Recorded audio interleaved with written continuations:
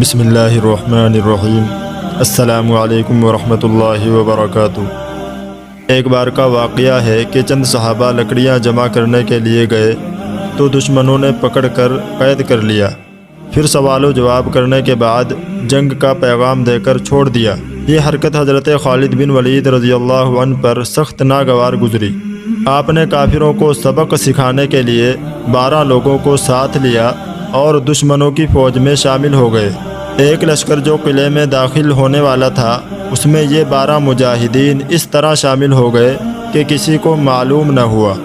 جب وہاں کا حاکم فوج کے استقبال کے لیے قلعے سے نکل کر آگے آیا اور اتنا قریب آ گیا کہ 10 ہاتھ کا فاصلہ رہ گیا، تو یہ 12 مجاہدین آگے بڑھے اور کافر نے سوچا کہ یہ دستہ میری تعظیم کے لیے آگے آیا ہے۔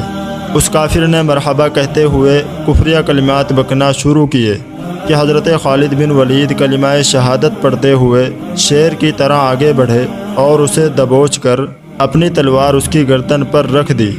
مجاہدین نے جب تلواریں تان لی تو کافر سکتے میں پڑ گئے۔ اس کافر حاکم کو ایک جگہ قید کیا گیا اور پھر اکیلے کا مقابلہ شروع ہوا۔ پہلے حضرت ابو بکر رضی اللہ عنہ کے بیٹے حضرت عبد الرحمن نکلے اور 5 شہ سواروں کو جہنم رسید کر دیا۔ پھر ایک کافر سے مقابلے میں آپ کافی زخمی ہو گئے اور مجاہدین کے پاس واپس آئے جہاں وہ کافر حاکم قید تھا۔ جب حضرت خالد بن ولید رضی اللہ عنہ نے آپ کو زخمی دیکھا تو جلال میں آ گئے اور کافر حاکم جو قید میں تھا اس کی گردن اڑا دی۔ جب کافروں کو معلوم ہوا کہ ان کے حاکم کی گردن اڑا دی گئی ہے تو سب تل ملا گئے اور حملے کے لیے آگے بڑھے۔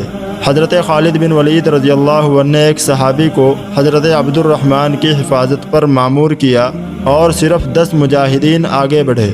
سامنے 10,000 کا لشکر تھا پر ادھر 10 ایمان والے تھے۔ حضرت خالد بن ولید رضی اللہ عنہ جدھر جاتے لاشوں کے ڈھیر لگ جاتے۔ اسی طرح دوسرے مجاہدین نے بھی اپنی بہادری دکھائی اور ہزاروں کا لشکر صرف 10 مجاہدین سے پریشان ہو گیا۔ صبح سے لے کر دوپہر تک جنگ جاری رہی۔ مجاہدین تھک کر چور ہو چکے تھے اور انہیں لگا کہ اب شہادت کا وقت قریب ہے کہ اچانک حضرت ابو عبیدہ بن جراح اسلامی لشکر لے کر مدد کو پہنچ گئے اور کافروں کو بھاگنے پر مجبور کر دیا۔ وہ بیچارے پہلے سے ہی 10 مجاہدین سے پریشان تھے تو اب مزید کیسے برداشت کر پاتے۔ آپ نے غور کیا ہوگا کہ کافروں نے مسلمانوں کو پکڑا اور پھر چھوڑ دیا۔ اس پر خالد بن ولید رضی اللہ عنہ نے کافروں کی خبر لے لی، پر آج کافروں کی طرف سے ظلم پر ظلم ہو رہا ہے اور ہم جواب دینا تو دور کی بات ہے، جواب دینے کی سوچتے تک نہیں ہے۔